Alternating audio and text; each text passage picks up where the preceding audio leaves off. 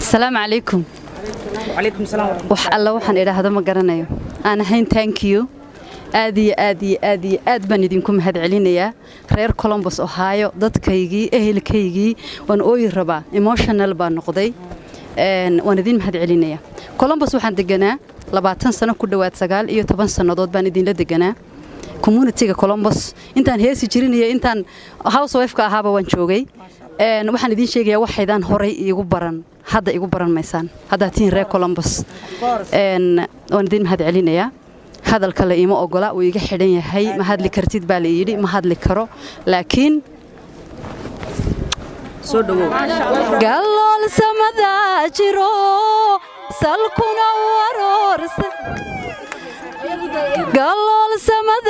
جرو سلكنا ورورس ayaan saba kula dhasho hankaygu masuuli karo samada calanka kularan